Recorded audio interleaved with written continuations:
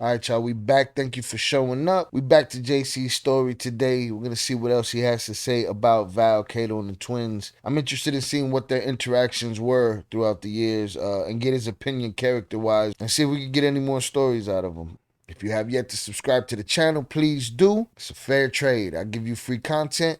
You push the button for me. Let's get it. As you guys have watched the news and everything, the twins Pedro and Margarito were the ones that testified against El Chapo and put him away. Well, Pedro and Margarito grew up in Little Village as I and Kato. You guys have seen my story. Kato was a very good friend, mentor, big brother. I mean, you name it. He took a role in my life after I was pretty much, everybody turned their back at me at one point in my life, and he was the one that reached out and helped me up. So I looked at him as a very, very good friend and, ally. Today I'm talking about how all these drugs run through this neighborhood. And the reason why it is that you got 20, 30 blocks of nonstop. It's such a big area. It's from like 20, I want to say 24th Street all the way up to 31st. And it's such a big area. It's miles and miles where the Land Kings have control. And then the Land Kings have one area. Then the 2-6 have another area that's huge also. And then you have the outskirts where you have the SDs, the Deuces. Then you have another branch of SDs on 18 and Cal. And then you have Cicero. The thing is that you're moving so much drugs in such a big quantity at wholesale prices that now these guys are taking them out to Milwaukee, Rockford, Indiana, Detroit, all these other places, and they're making money too because they're getting at wholesale price, so they're distributing. Chicago's the perfect distribution hub for whatever you're moving throughout the country. Again, we're close to everything. We're dead center.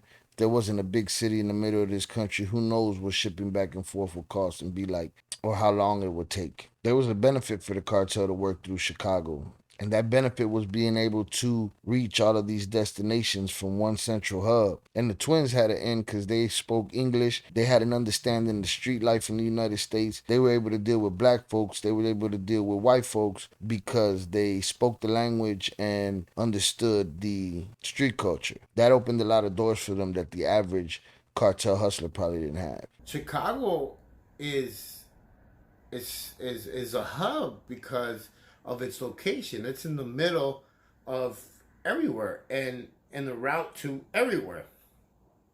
It's right in the middle. Right in the middle of the United States. So you could go anywhere from there. You go to New York, you go to Indiana, you go to Florida. And like I said, money, with money comes gangsters, with gangsters comes murder. I mean, in 2016, the murder rate, I think it was 764 murders, and you're 50% more likely to get away with murder in Chicago than any other city.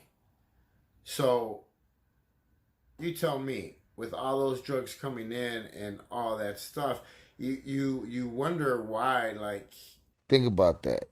Think about how likely you are to get away with a murder in this city simply because the city's oversaturated with murder. A lot of people would like to believe that that type of energy starts in the home, in the ghetto, just out of the blue.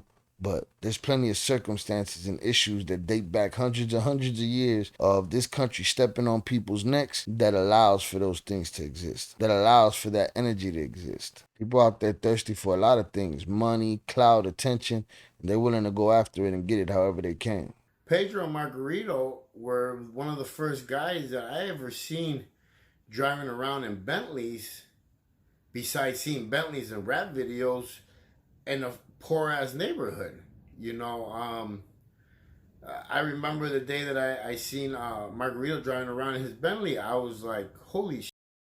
And they were the top lieutenants for the Sinaloa cartel and El Chapo, distributing tons and tons and tons of cocaine into Little Village in that time. When I came home in 2000, 2003, I believe. Yeah, 2003. I think it's when just one of them, I don't know if it was Margarito or Pedro, had just got kidnapped by that Chicago cop It's where they Pedro. asked for the ransom. I think it was $2 million to get him back. And it was the talk of the town. All right, now that's something that the Twins didn't mention when telling their story. They didn't mention that it was a Chicago cop that kidnapped them. I'm assuming this is the Saul part of the story, the first kidnapping that Peter was kidnapped. Jay recognized the voice on the phone, asked somebody if they thought that this dude would be involved, this dude Saul, and they told him, if you think it's him, because that's what he does. So I'm interested to find more information about this cop and what eventually became of him after extorting the Twins like that. They were pushing major weight into that neighborhood. And with money like that, a lot of problems come. More money, more problems. And Absolutely. and I used to think that that's how I wanted to be. When I used to go to Pasingan, Zamora, Alahuaje, when I used to go to visit my people in las Islas Marias, when I used to go to Monterrey, to Guadalajara, Zacatecas, all these places. I've even been to Oaxaca. I used to go all these places. I was a kid, delivering money, opening up gas tanks. If you ask me, all that gas tank talk, that's him and Val running around as kids, doing drops and pickups for the cartel. They was on it early. She was on it early. When to cross the border, whether you're crossing into Mexico or you're crossing into the United States, it was a lifestyle that I used to think that would make my future, would mold my future, and I would become this big shot caller, this leader. And I look at it now and I think about it and I'm like, wow, I'm glad that I got caught. I'm glad that I got caught all those times because like it made me see that there really isn't a successful drug dealer out there. There isn't.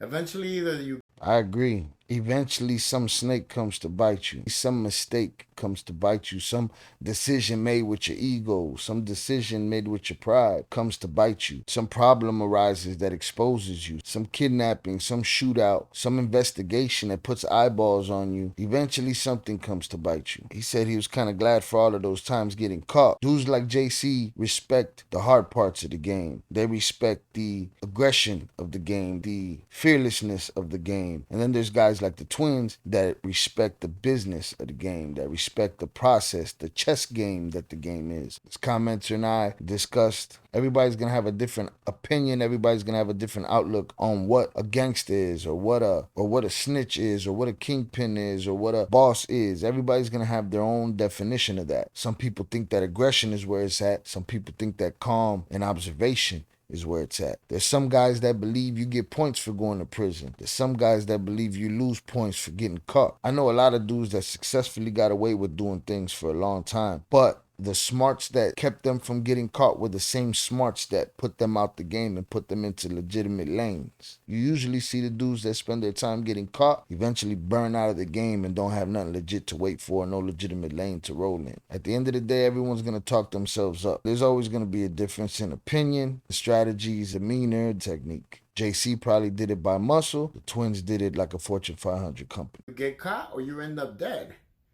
And if you are a very successful drug dealer, then you must be working with them people.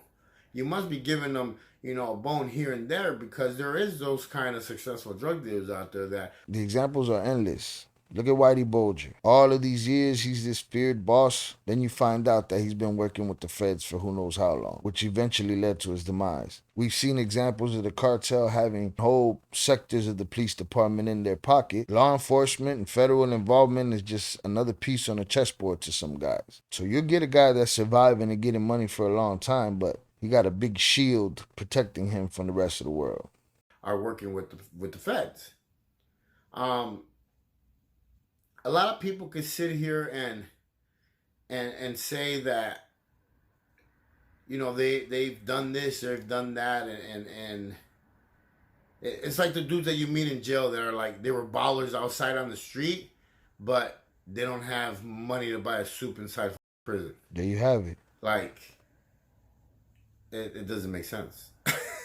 So, you know,